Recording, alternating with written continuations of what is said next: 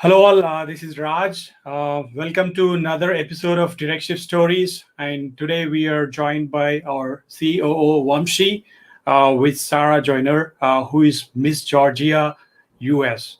And she's known as the social worker on Instagram and on social media, quite active. She holds a bachelor's degree in social work from New Mexico State University and a master of social work from Texas State University.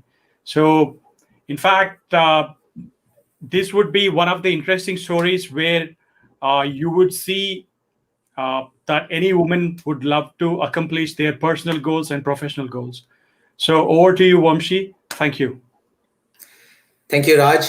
Thanks again for making this happen, Raj, all the time. I know how hard you're working the back end, so thank you for that. Sarah, welcome. It's our privilege to have you on our stage today. So for all the audience out there that are listening to this show, and for many more that will potentially be playing this later, it's our pleasure and privilege to have Sarah Joyner join us today. Like Raj said, she's a licensed social worker, bachelor's and master's in social work. She is pretty accomplished personally and professionally. She was Miss Georgia, and as you all know, winning on a stage like that requires somebody to be a complete person. Sarah did a lot of work on humanitarian grounds, working with refugees from across the country so that they can settle down personally, professionally, academically in the country. And as you all know, that requires so much, human touch, requires people to hold the other person's hand and take them and help them through the journey. And Sarah, we believe, is an expert in that. And today it's our joy to present to you all the story of Sarah. We would love to hear from her on, her journey, her obstacles and how she passed all of those. What her observations and advices are to all out there, plus especially in the space of mental health, her views, opinions, and recommendations on what needs to change. That's what we want to bring out today. And without much further ado, here I'm presenting to you all Sarah Joyner. Sarah, I know I may not have done full justice to your profile, but please, tell our audience and everybody out there a little more about yourself, where you started, what got you here, and what your ambitions are. Definitely. Well, thank you again for having me here today. It's so exciting to be able to share my story with so many other individuals and hopefully inspire people to have a conversation around mental health and social work in general. I think that you touched on most things about me, but I didn't know I wanted to be a social worker until about halfway through my undergrad degree. I actually started out as a biomed undergrad and decided after I kind of did some internships that maybe going to medical school med school wasn't for me. And I knew that I still wanted to help people. And that's where I found social work. I fell in love with it because it's so multifaceted. You can work with children, families, refugees, as you mentioned, and being able to inspire one person to live their most authentic life is such a great blessing to me, and it's so humbling as well. Awesome. No, that's great. Sorry, you said it exactly. The way most people need to hear it. Inspiring and helping others to lead their most authentic life. And that's not an opportunity sometimes others get, and sometimes. Like you said, we should feel privileged that we have that opportunity and we have to share that privilege with others. So thank you for saying that. And a lot of social work and a lot of mental health work, I believe, enables that, helps people share that privilege with others and help them bring themselves up and, be ready for accomplishing their goals in their lives. So tell us, Sarah, you said, you did not choose to become a social worker until about halfway through your undergrad. So did something trigger those thoughts? Did something inspire you? Did you see something that you said, this is it, this is what I have to take up? Well, I definitely would attribute my parents to kind of shaping my worldview, I guess. Growing up, my parents were always ones that would give their shirts off their back to help somebody else. And we had several of my friends and my brother's friends who came and lived with us, some for extended amount of time, some for short period of times, but just to make sure that we helped them get to where they needed to be. And I think, my parents have always put me in a position to believe in myself and to trust my intuition. And so when I came to them and explained to them that being a doctor was not what I felt I was called to do, I think they were first unsure because they didn't really know if I had a plan. But then when I shared with them my plan, they were 100% supportive, and they are still supportive today. Awesome. Again, speaks to the roots, the family roots. Great. Thanks for sharing that story. So for our audience, Sarah, would you help define social work a little more? As many of us know, social work could be very broad. It can touch multiple aspects of life, multiple verticals, multiple kinds of people. So in your opinion, where is social work supposed to be touching people's lives more?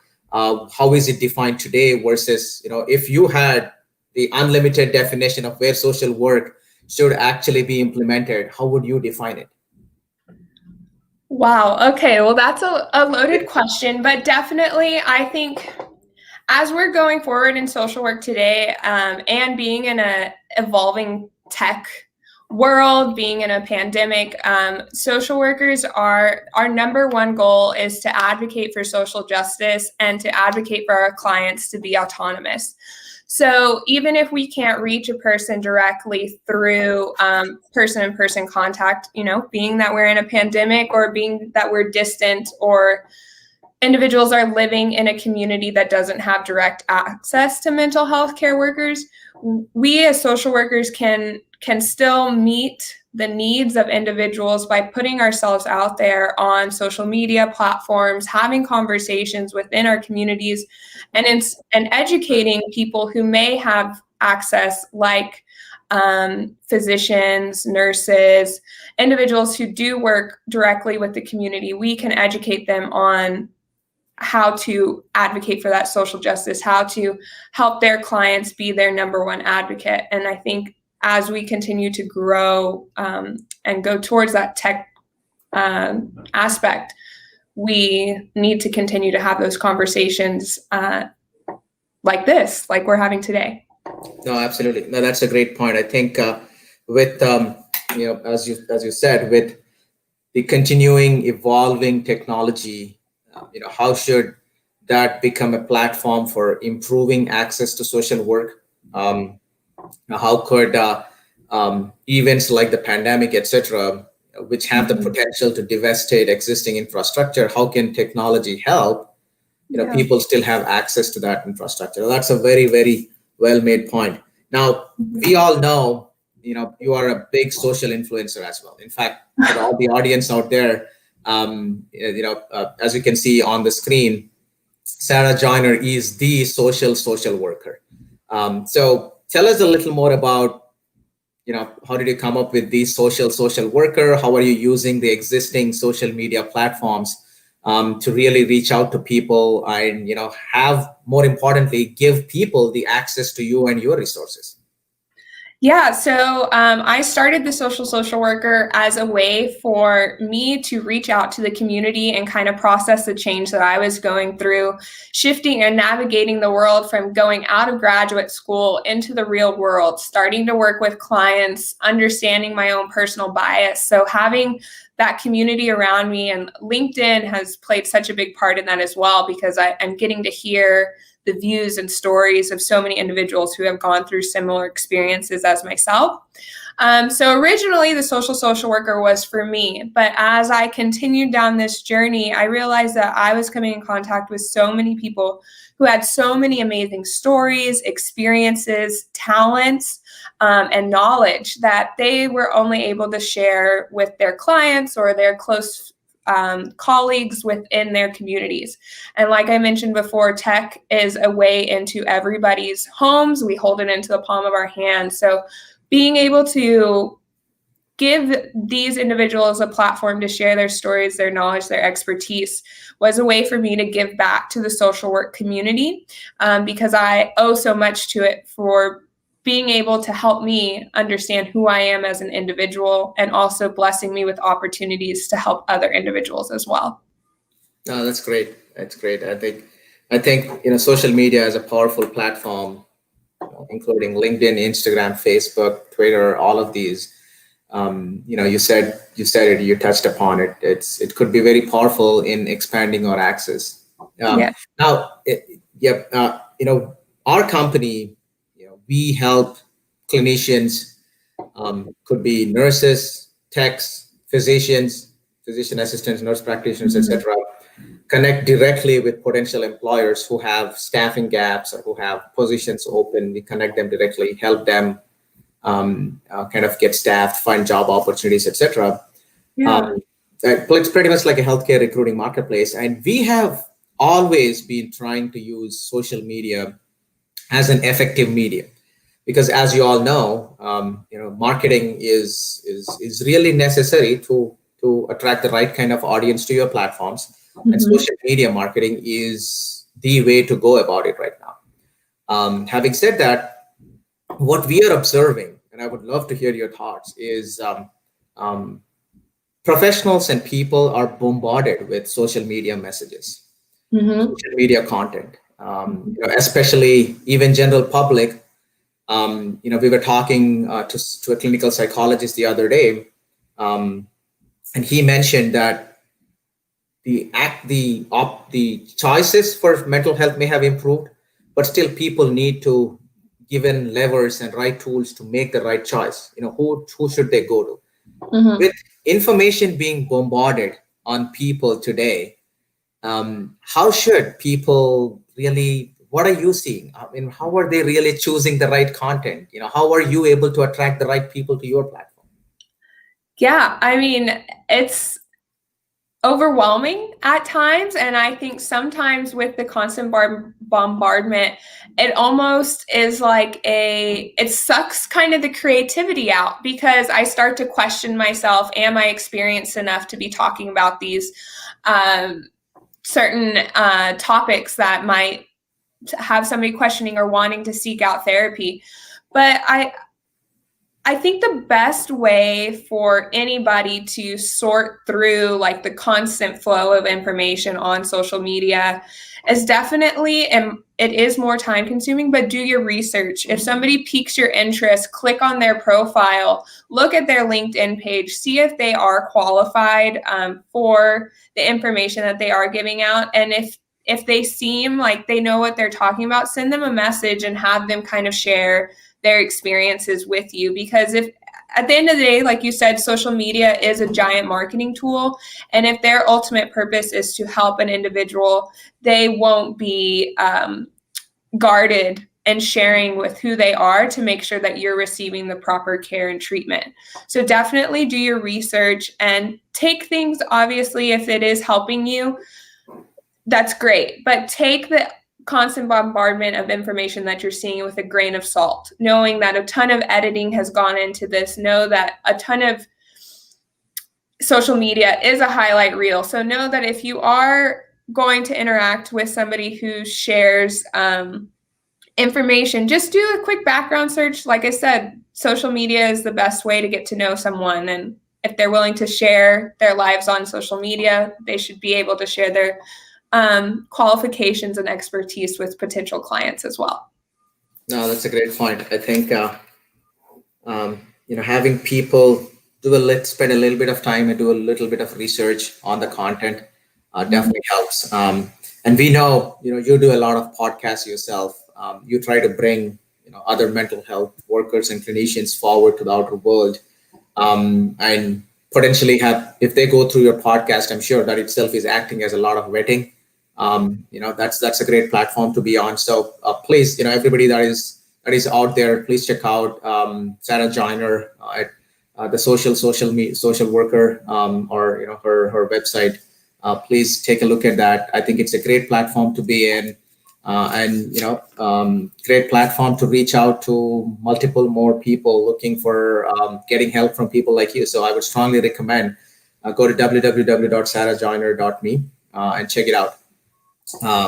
And like Sarah, like you said, social media platform is a great tool, and it is out there. So through your social media interactions and through your podcast, are you seeing that more and more people are becoming mental health workers now? Is the volume of supply of care increasing? Are you seeing that a trend? Because as we all know, mental health always comes with a stigma. It's not easy for people to recognize issues with mental health, etc.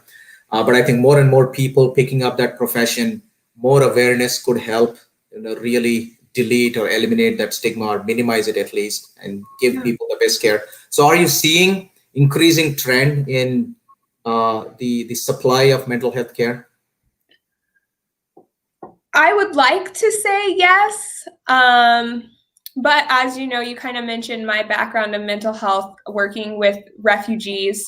And I also worked with incarcerated youth during my undergrad. And I feel like mental health care and mental health care workers are on the rise. But in the way that we provide mental health care to more vulnerable communities, I believe needs to also become on the rise. Training social workers to provide mental health care and working in conjunction with an interpreter, or maybe providing mental health resources and online activities that individuals who may not can afford direct one-on-one therapy is something that also should be addressed. I think that mental health, there is a great conversation around it right now, but we also can't forget that mental health should not be a privilege. Mental health should be for everyone. And so we can't forget about individuals who are less fortunate and may not have the resources to pay for mental health care.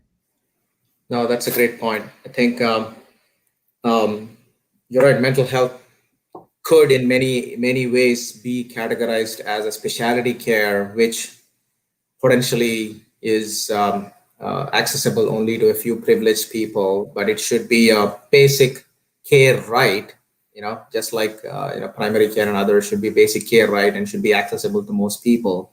I think that's very well said.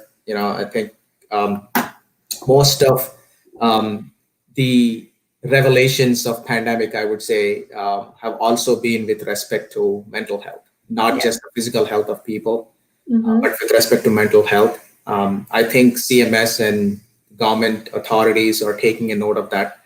And we have had a lot of discussion with many people in the field on how payment models are changing, how access models are changing, how people our policies are being made to give people more access to mental health. I think a lot of that work is going on. Having said that, we're not sure if that work is reaching the right people. So right. Are people getting more access to mental health? There's a lot of now digital platforms to now click on and request for an access to therapist. But is that affordable? Is the payment model there? Is the insurance covering it? A lot of these discussions still come up. Are you seeing the same thing when you're talking or on your podcast, when you're interacting with all of these mental health clinicians? Are the payment models evolving to the extent that it is becoming more and more affordable for people to seek care? I think like how you touched on the accessibility of it. I think that there are individuals who are like-minded like me who are working to make it more affordable. I can't speak for everywhere in the country because I am in Austin, and Austin does have a higher medium level of income. And so how I see things here is very different how a clinician might see it somewhere else.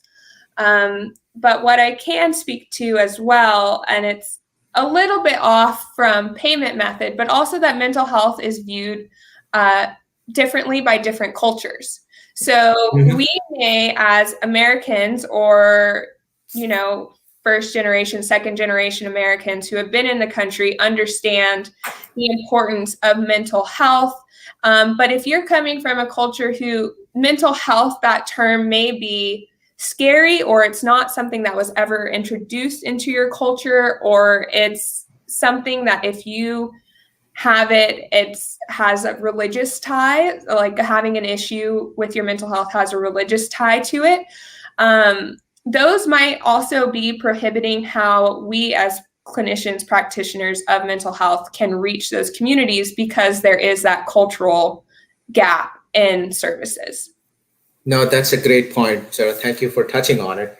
I come from an upbringing in a society and a culture where mental health issues, if recognized, first of all, most of that used to go unrecognized. If recognized, used to create a lot of social stigma. Families used to hide from others in the society if they have recognized that there is a mental health issue in the family. I definitely can resonate with what you're saying. And I think there is a little bit of stigma in every culture, a little bit of hurdles in every culture in bringing this up. Like, I can totally see, if I have a headache, I don't have a problem calling my primary care doctor and potentially ordering multiple tests and getting pills, etc. Yeah. But if I've been feeling low or sad consistently for the past 3 days, I don't call anybody. Right. Right? That happens. It could happen to the best people who are more aware. So through your platform, how are you spreading that awareness? Please tell the audience on, what should they be looking out for through your platform on, and what should they be doing to spread this awareness so that people can recognize this a lot more better than what's happening today? Well, I would say for me, I was inspired, and this kind of ties into my journey as Miss Georgia United States, but I worked very closely with families and the school system on adjusting to American culture, adjusting to a public school system. What are the appropriate behaviors? How is it acceptable to emotionally regulate yourself? And I learned that it wasn't because the schools were unwilling to help these individuals. It's just because they didn't know. There wasn't a conversation going on about what happens in the Democratic Republic of the Congo, what's going on in Syria, what's happening in Afghanistan, and how those family beliefs and values function there, and how they're not the norm in American society. So it wasn't that anybody was trying to be rude to somebody. We were just ignorant on the process. So what I learned through working through the schools and with the families is that to just have an open and honest conversation with your clients, if they are from a different culture, and even if they're not, if they're a different skin color than you, race can also play a factor in how they deal with their mental health. And so on my platform, I try to represent diverse voices and ask them about their experiences as diverse voices of mental health, and have them share their experiences. Because like I said earlier, if we can't go straight in to somebody's home, they can watch my YouTube channel and see that there are strong women of color, strong men of color who are working to share their information and their experiences to help somebody else live their authentic truth as well.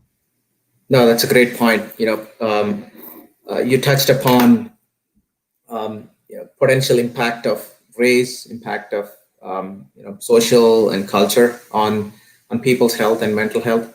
I had over the past few months had conversations with various clinicians, physicians, nurses, and others, and to the tune, all of them unanimously agreed that the best discussion about race and social determinants is about physical and mental health. Because they would like to see policies and procedures and practice of medicine to really adapt to the racial determinants of health and the social determinants of health. To the tune, I wish those people were sitting, in the policy committees for sure, because that was a great discussion. And then, I had more deeper discussions with a few people on what does that mean, like social determinants of health and mental health, physical and mental health, racial determinants of physical and mental health. I think there is a lot of research and studies going on because not everybody has the same problem.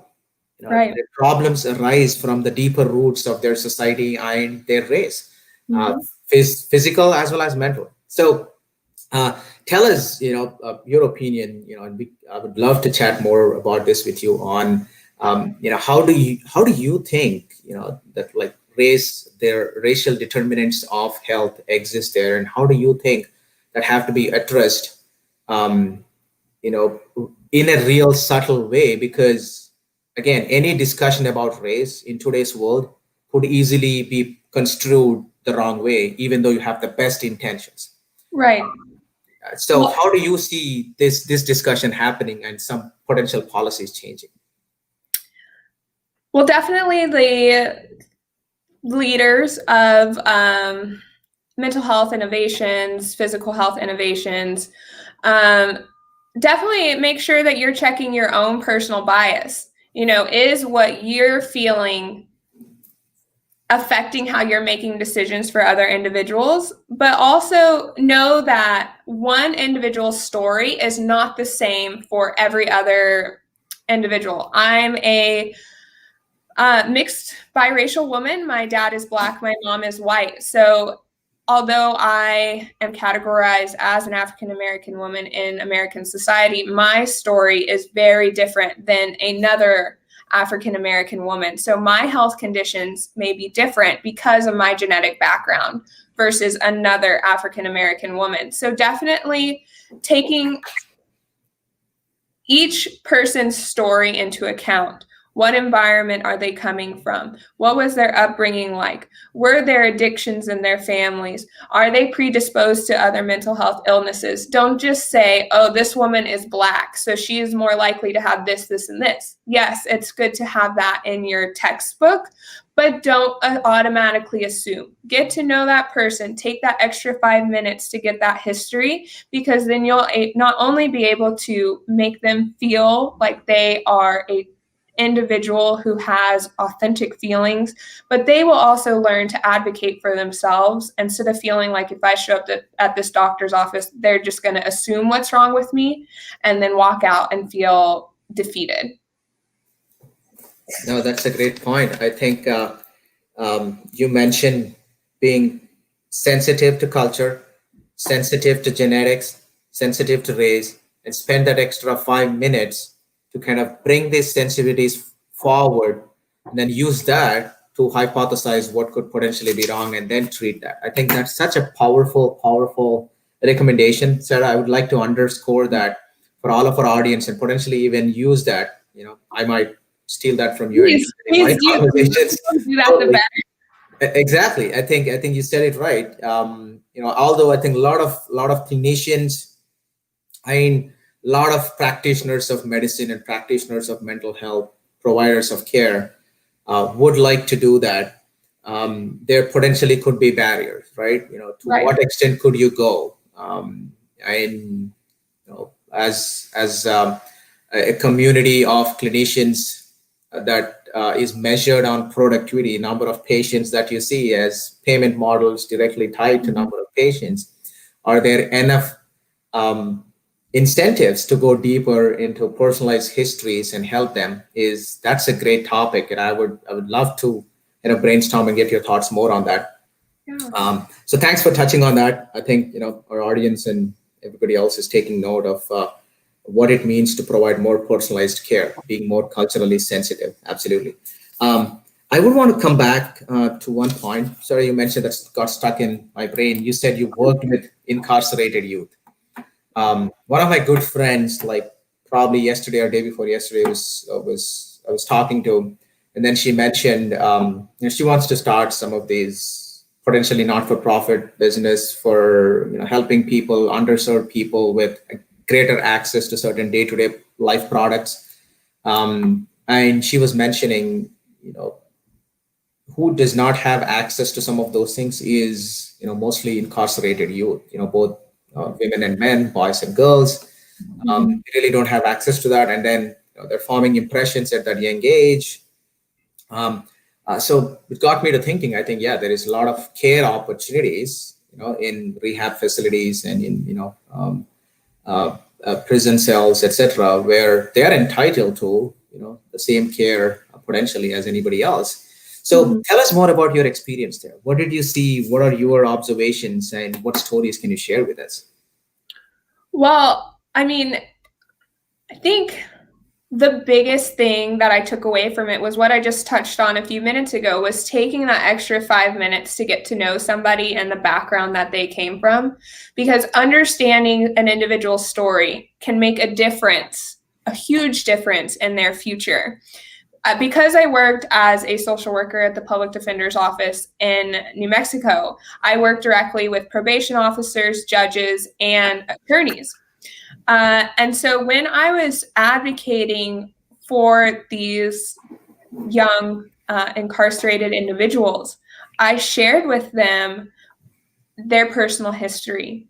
Maybe mom and dad were in trouble and had also been incarcerated. Maybe there was a history of drugs. I knew several individuals who had extensive amounts of trauma, but it was never documented.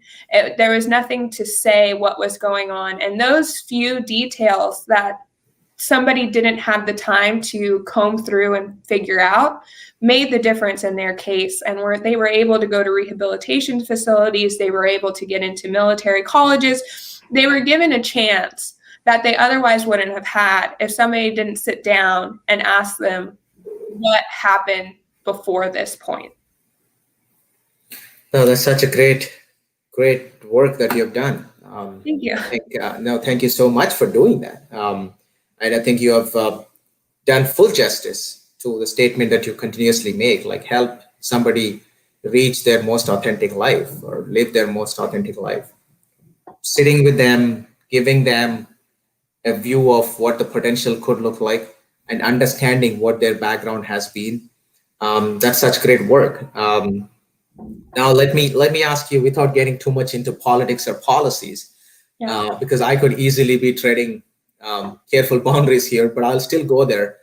Do you think that work, a lot of that work happens today, or should there be more employed social workers by government authorities in order to penetrate social work and mental therapy work into these aspects of governance? 100%. We kind of talked about it at the beginning, but social work is so fluid. We see social workers in policy, we see social workers in hospitals, in the criminal justice system, in private practice, and schools. So a social worker can be put in any position and help a government entity, help a private practice flourish, because we're taught the cornerstones of what we believe in is social justice, advocacy, and the self-autonomy of our clients.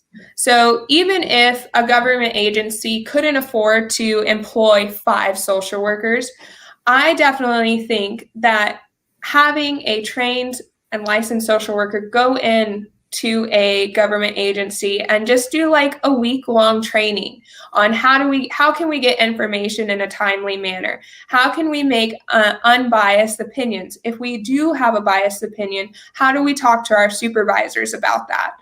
And I think, like you said, not getting too political, that social workers for a very long time have been undervalued, and that's been a blessing and a curse. But the blessing side of it is we have learned how to do so much with very little. And I think a lot of people have access to tremendous amount of resources, but just don't have the skills or the abilities to build that rapport with their clients, to treat them effectively and efficiently. So like I said before, even if you can't afford to have a social worker in your clinical practice or in the government agency, at least have them come in or do a webinar and explain, like, this is how you can get certain information without having to diagnose or anything like that, but being able to have a conversation to dig a little deeper that will make your job and their life so much easier. That's well said. No, that's great. I think even those entities could use technology better to make this more accessible. So let me try to catch you a little off guard here and ask you something. If let's say you had $100 million and no red tape, let's say 100 is the number, 200, 300, you pick a number, so many millions of dollars, no red tape, and somebody would give you the money to go ask you to go and build something that would, a company or an organization or a practice that would enable penetration of social work and mental health more into people's lives, what would that look like? What would you build? Oh, well, I don't think it would be a physical structure. I think that the pandemic has taught us so much in terms of we can do so much from home, we can do so much from our living rooms, and we can do so much from our phones. So I would definitely invest a lot of that money into some type of educational app or learning program that gives access to individuals to talk about what I addressed earlier of how can you get to know a client in a few simple steps? How can you become more culturally aware? What are some steps that you can take to build rapport with community leaders who might not be government officials, but more like religious leaders in the community? Or if it is a community that has a lot of gangs, how can you create a dialogue with the quote unquote gang leaders or representatives to be sure that everybody is being served in a respectful and culturally competent manner? No, it's a great point. I think creating more digital infrastructure could enable more penetration. I think that's a great point. I would definitely love to join you on that journey when we find that $100 million. Yeah, Definitely. I think if you're listening, invest. Yeah, exactly. You're going to send this podcast recording to a few investors. So going back, Sarah, you have you won on a big stage. You were Miss Georgia, and at that stage of your life, winning as a comprehensive individual on such a big stage. What did it take for you to prepare for it? For you to bring the resilience that you were able to bring to the stage, or the strength? What did it take to prepare for such an event and such a competition? Yeah, I mean, I would love to say that it was this fairy tale story and I just woke up and I said, I'm going to be Miss Georgia, and they crowned me. But no, it was years and years and years of no's. I started competing when I was 17 years old, and I did win my first pageant. It was a local pageant, but it was not to the scale of what it is to compete at a state and national level. So when I made the transition to state competitions, I always struggled internally with this feeling of unworthiness, because every time I got on the stage, I was never quite enough. I made top 15, top 5, top 3, first runner up, but I could never capture that crown. And so the difference between me at 17 and me at 25 competing was all of the no's drove me to really look inside myself and say, regardless of what somebody says, what do I need to be happy, to be healthy, and to be in a good mental health state? And when I figured out what those things were, I started going to therapy. I started eating well. I was able to find happiness. And then when I competed as Miss Georgia United States in 2019, I really believe that shone through on stage. It showed to the judges that I was a well-rounded person, because I wasn't just there being what I thought they wanted me to be. I was who I wanted to be, and was okay if they weren't going to accept that. That's great. Oh my God. Thank you. I'm just trying to gather my thoughts here. So you had multiple no's, multiple rejections, to the extent that there was a potential of you feeling this was probably not for you. Yeah. Yet you competed, yet you focused on your inner self, came out of each no and each rejection as a stronger individual, focused on your mental health and your well-roundedness, and then eventually everybody was able to see that that this is the person that definitely has to win that pageant. So thank you for sharing that story. One of my good mentors once told me, like, you should not look at a no as a no. A no only means NO, new opportunity. Yeah. So that, I think you very well exemplify that. Well, thank you. I appreciate it. It took me a while to understand that a no or somebody else's opinion didn't define who I was. But once I learned that, I've tried to implement that into all aspects of my life, not just in pageantry. Because if I continued to let things get me down, I definitely would not be where I am today. And I would not be a licensed social worker. So I am appreciative of all the doors that were closed, because more opportunities came my way than I could have ever imagined. No, that's great. And I want to underline this for myself, frankly, and for all of our audience and for everybody else who would have the opportunity to listen to this, which is being appreciative of the no's that you received, being appreciative of the doors that were closed. How many times has anyone thought of being appreciative of the rejections that you faced?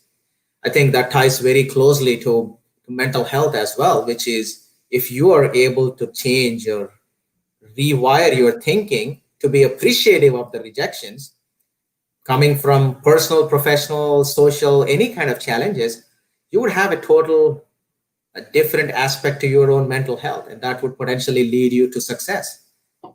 Yeah. I'm going to underline that. Thank you. Awesome. Oh, yeah, no, I'm glad that I could share. And I would definitely recommend anybody who thinks that they would benefit from speaking to a therapist, you should 100% try it. Even if you have to try a couple different ones to figure out who fits best with your personality, it has helped me more. And not just because I am in this realm of mental health, but having a therapist to share my most intimate and unfiltered thoughts has helped me retrain my brain and become a professional and be the person I want to be in my personal life, much quicker than I could have done it on my own. It's a great point. I think if we think we need help to look at things differently, or to focus on what's important, definitely go get that help. Absolutely. Yeah. So in terms of getting people the help, it triggers my thought a little bit on there is so much that goes on at the workplaces, right? Where you work, in your company, in your plant that you're working at. It could be, in a supermarket that you're working at, wherever you're working. That plays so much role in your life. Your coworkers, your boss, your customers, other people that you have to interact with on a day-to-day because of the work. And as we all know, work could be one of the big contributors of disturbances to mental health. It's a known fact. What should organizations be thinking of in order to help their employees, their workers, get better access to this? Because most of the times I talk about access to care, etc. We are talking about government, we're talking about clinics, hospitals, therapists, so we need to have more access. But there is a big entity, which is employers, that have a lot of access to their people, and we know the majority of the population is definitely employed. Employers have access to majority of the population. So what, in your opinion, should employers be doing more of with respect to getting people the help that they need? Normalizing mental health days. I mean, we're allowed to take sick days, and nobody says like, oh, you have a fever, like, please don't come to work. So if you're having an anxiety attack and you don't come to work, you're being penalized for that. And so it shouldn't be like this, oh my gosh, like, you're having a mental health issue, like, we're not gonna provide the resources that you need, but it's like, oh, you're sick, like go to the doctor. This is the doctor that I use. Like you should call this place. This is what our insurance covers. So having that conversation around like, hey, if work is really stressing you out and you need a day to just decompress, that's fine. Like no questions asked. You get a set amount of mental health days. And if you need them, you take them, just like we take vacation, just like we take sick days. I think too, and like I've kind of talked before, is if you can't afford to have a social worker on staff that individuals can come and talk to, have a social worker come in and teach calming techniques, teach breathing techniques, or just teach your administrators how they can become more approachable by their employees, how you can make your environment a safe place, and just learn some tools to empower your employees to empower themselves. Another great point. I've always majorly worked for startups or my own companies, but I've also had my own share of working for big employers. I'll tell you, to date, I've not had any of those big employers invite a social worker to give us a talk. It has never happened. And now I'm appalled as to why that hasn't happened. That should have been such a simple thought for employers to bring in, like you rightly said, to bring in social workers, therapists, or other mental health workers, experts to come in and speak with leaders, business leaders, managers, administrators, even employees, to create techniques. If they don't want to have somebody on site all the time, at least those techniques, simple tips could be taught. That's where we should be spending our $100 million. Yes. I think so. I'm appalled that has never happened. They've never invited one to come and talk, because how is an employee receiving, let's say, certain feedback or performance scores that the manager has just handed over to that employee? Nobody knows. No. What if that is creating a stress? Yeah. I think that's a great point. And there are more stressful environments than others. I think those employers should make this even more. By design, some environments of work are more stressful. Yeah. There are people, for example, I can think of let's say miners or people working out in the fields. They're constantly in the noise. Mm-hmm. They don't have calm environments, and suddenly when they come out, are they feeling disturbed? Should they be more exposed to some mental health help, right? Yeah, no, definitely. And you and many other people who are watching are very educated individuals, but social work is not something that's spoken about a lot. And if you see a social worker on TV, usually they're taking away somebody's kids. So I think that if a large company who has never been exposed to a social worker and only seen it through the media may not want me to come in and talk to them, because they're like, oh my gosh, if they talk to our employees, they might start taking away their kids.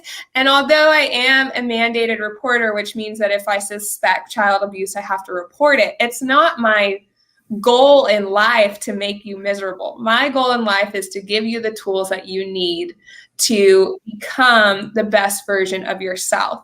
And I think that there's just a very negative connotation that comes with social workers. And I think the more of us that become visible in the media and on social media and speak our truths will start to change the thinking around how social workers can make a bigger impact in our communities and in our societies.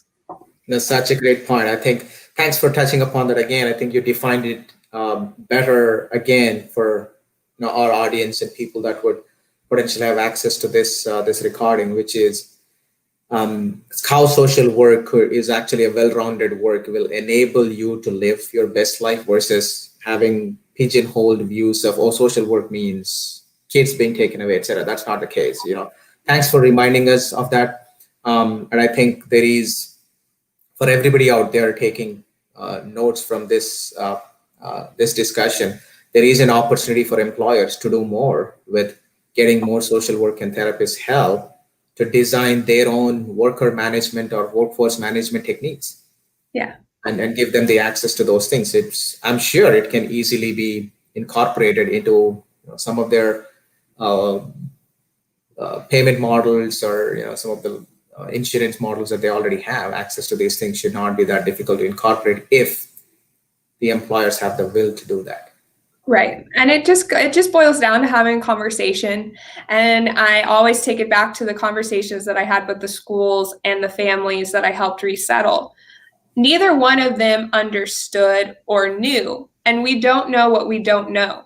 So if we're not exposed to it, if we're not having conversations about it, we can't get upset at people for not doing something unless they're exposed to it and are learning about it.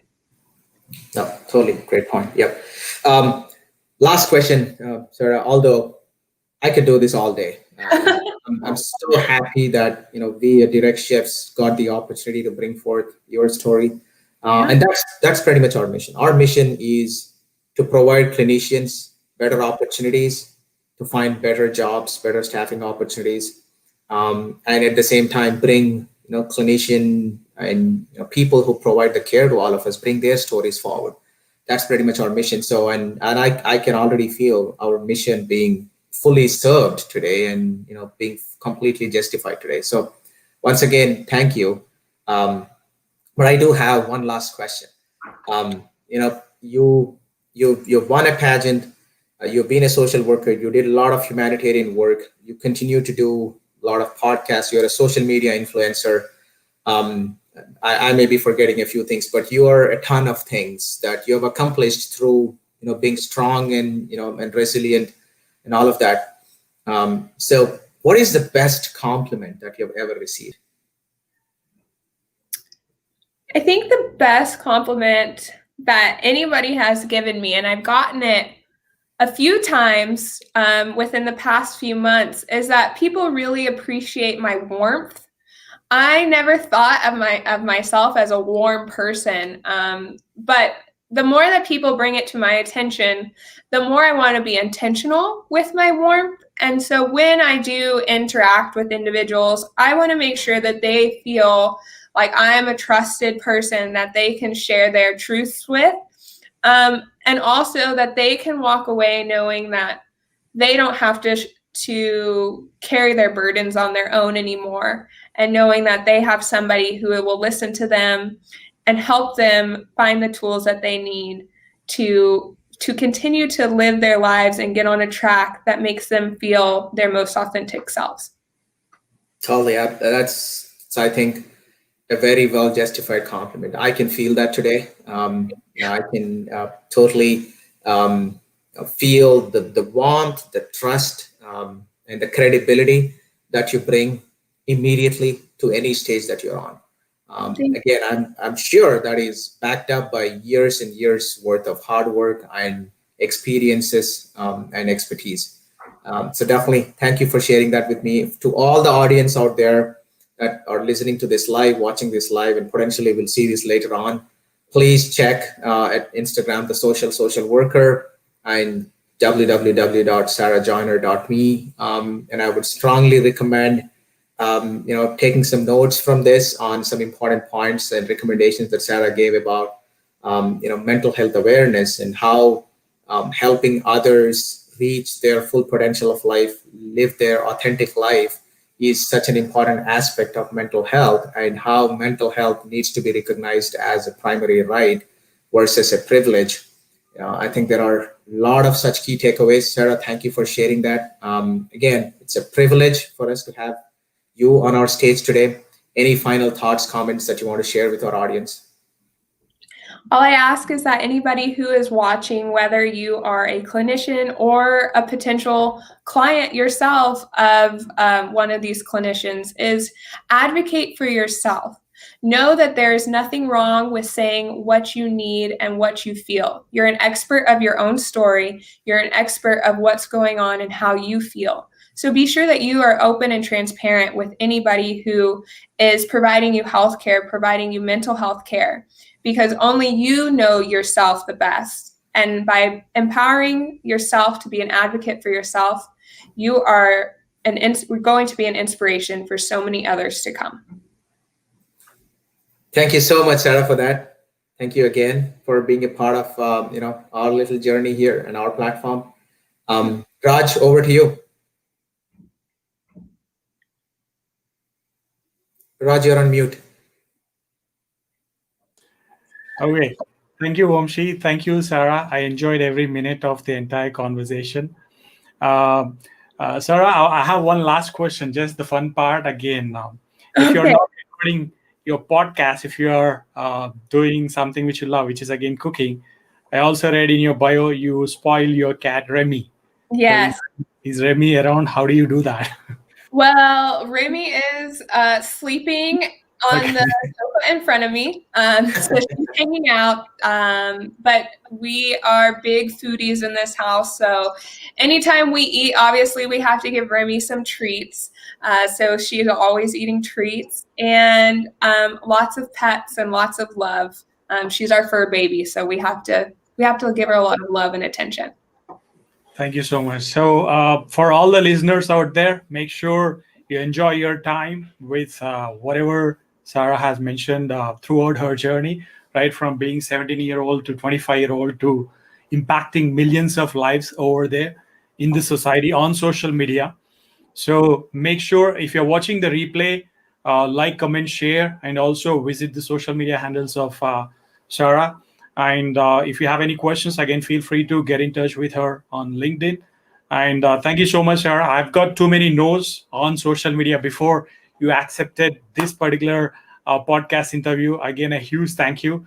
I can go on and on, but in the interest of time, again, we'll stay in touch. We'll wait to hear lots of your podcasts. And thank you so much for all the listeners out there who is listening to this on Google Podcasts or Apple Podcasts. Please do share it. And we'll see you with the next episode of Directshift Stories. Thank you all. Thank you.